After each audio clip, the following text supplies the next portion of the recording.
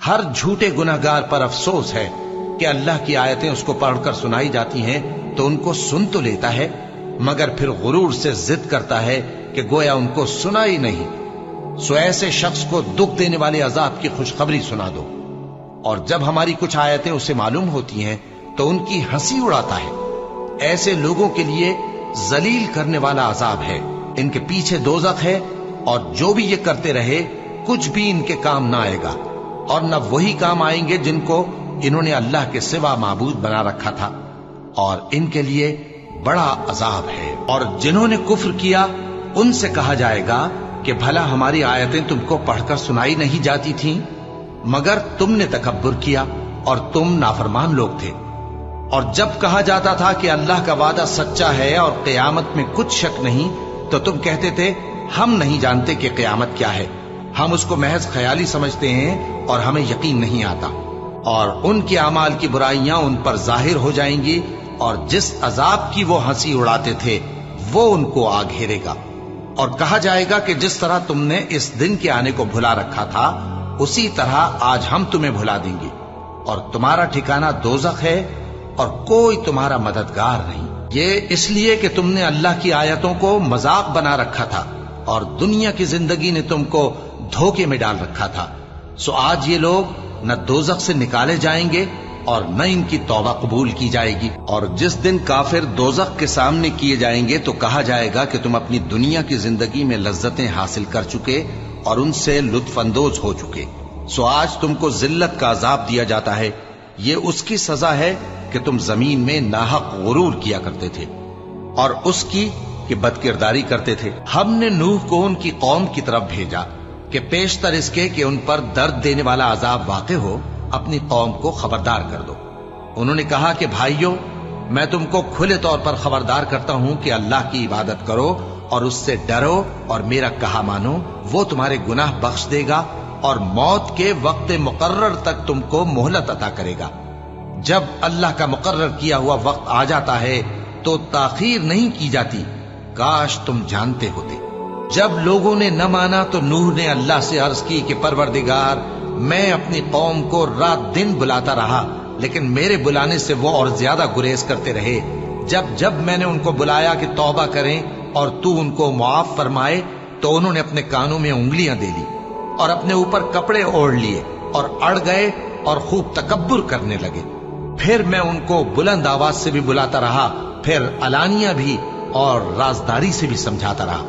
پھر میں نے کہا کہ اپنے پروردگار سے معافی مانگو کہ وہ بڑا معاف کرنے والا ہے۔ پھر اگر یہ منہ پھیر لیں تو کہہ دو کہ میں تم کو ایسی چنگھاڑ کے عذاب سے آگاہ کرتا ہوں جیسے عاد اور سمود پر چنگھاڑ کا عذاب آیا تھا، جب ان کے پاس پیغمبر ان کے آگے اور پیچھے سے آئے کہ اللہ کے سوا کسی کی عبادت نہ کرو، تو وہ کہنے لگے کہ اگر ہمارا پروردگار چاہتا تو فرشتے اتار دیتا، سو جو تم دے کر بھیجے گئے ہو ہم اس کو نہیں مانتے۔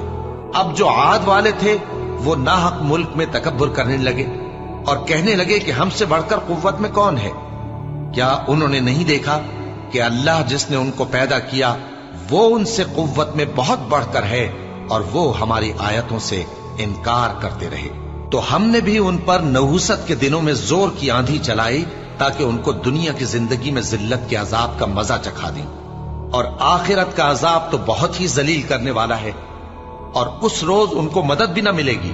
اور جو سمود والے تھے ان کو ہم نے سیدھا رستہ دکھا دیا تھا، مگر انہوں نے ہدایت کے مقابلے میں اندھا رہنا پسند کیا، تو ان کے اعمال کی سزا میں ذلت کے عذاب کی کڑک نے ان کو آ پکڑا۔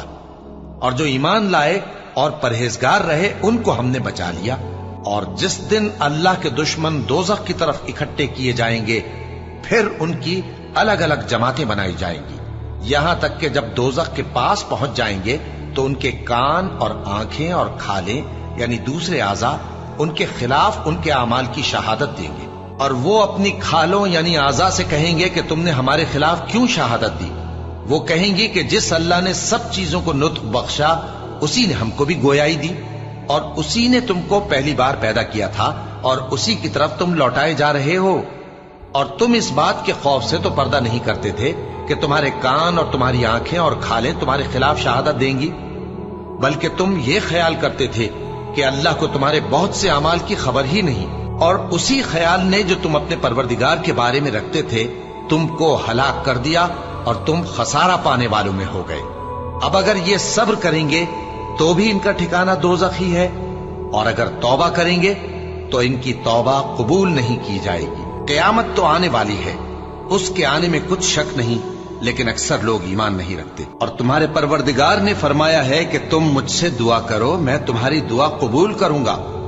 جو لوگ میری عبادت سے ازراہ تکبر کتراتے ہیں ان قریب جہنم میں ذلیل ہو کر داخل ہوں گے۔ جن لوگوں نے ہماری کتاب کو اور جو کچھ ہم نے پیغمبروں کو دے کر بھیجا اس کو جھٹلایا، وہ ان قریب معلوم کر لیں گے جبکہ ان کی گردنوں میں طوق اور زنجیریں ہوں گی، وہ گھسیٹے جائیں گے یعنی کھولتے ہوئے پانی میں، پھر آگ میں جھونک دیے جائیں گے۔ پھر ان سے کہا جائے گا کہ وہ کہاں ہیں جن کو تم اللہ کے شریک بناتے تھے یعنی غیر اللہ؟ کہیں گے وہ تو ہم سے جاتے رہے، بلکہ ہم تو پہلے کسی چیز کو پکارتے ہی نہیں تھے۔ اسی طرح اللہ کافروں کو گمراہ رہنے دیتا ہے، یہ اس کا بدلہ ہے کہ تم زمین میں ناحق خوش ہوا کرتے تھے اور اس وجہ سے کہ اترایا کرتے تھے۔ اب جہنم کے دروازوں میں داخل ہو جاؤ، ہمیشہ اسی میں رہو گے، سو متکبروں کا کیا برا ٹھکانہ ہے۔ اور کافر گروہ گروہ کر کے جہنم کی طرف ہانکے جائیں گے، یہاں تک کہ جب وہ اس کے پاس پہنچ جائیں گے تو اس کے دروازے کھول دیے جائیں گے، اور اس کے داروغہ ان سے کہیں گے کہ کیا تمہارے پاس تمہیں میں سے پیغمبر نہیں آئے تھے جو تم کو تمہارے پروردگار کی آیتیں پڑھ پڑھ کر سناتے اور تمہارے اس دن کے پیش آنے سے تمہیں ڈراتے تھے؟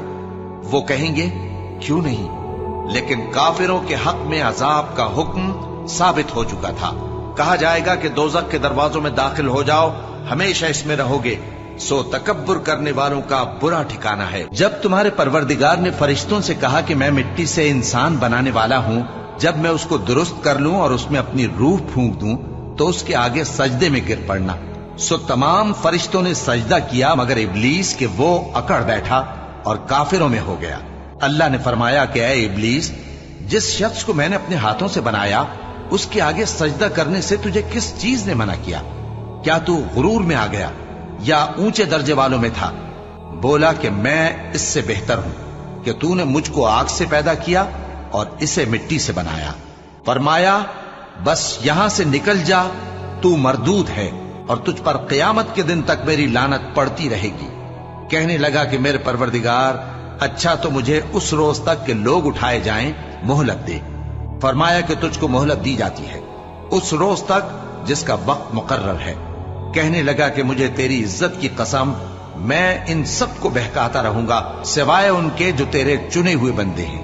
فرمایا ٹھیک ہے، اور میں ٹھیک ہی کہتا ہوں کہ میں تجھ سے اور جو ان میں سے تیری پیروی کریں گے سب سے جہنم کو بھر دوں گا۔ ہماری آیتوں پر تو وہی لوگ ایمان لاتے ہیں کہ جب ان کو ان کے ذریعے نصیحت کی جاتی ہے تو سجدے میں گر پڑتے اور اپنے پروردگار کی تعریف کے ساتھ تسبیح کرتے ہیں اور غرور نہیں کرتے۔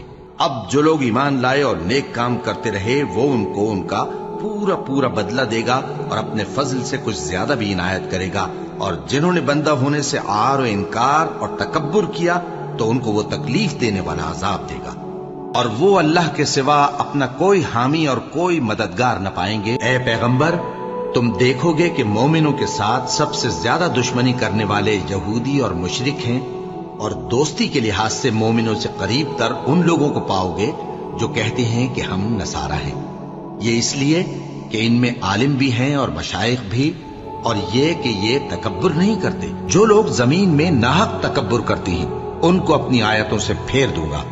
اگر یہ سب نشانیاں بھی دیکھ لیں تب بھی ان پر ایمان نہ لائیں، اور اگر بھلائی کا رستہ دیکھیں تو اسے اپنا رستہ نہ بنائیں، اور اگر برائی کی راہ دیکھیں تو اسے رستہ بنا لیں۔ یہ اس لیے کہ انہوں نے ہماری آیات کو جھٹلایا اور ان سے غفلت کرتے رہے، اور جن لوگوں نے ہماری آیتوں اور آخرت کی پیشی کو جھٹلایا ان کے اعمال ضائع ہو جائیں گے۔ یہ جیسے عمل کرتے ہیں ویسا ہی ان کو بدلہ ملے گا۔ پھر نوح کے بعد ہم نے اور پیغمبر اپنی اپنی قوم کی طرف بھیجے تو وہ ان کے پاس کھلی نشانیاں لے کر آئے، مگر وہ لوگ ایسے نہ تھے کہ جس چیز کو پہلے جھٹلا چکے تھے اس پر ایمان لے آتے۔ اسی طرح ہم زیادتی کرنے والوں کے دلوں پر مہر لگا دیتے ہیں۔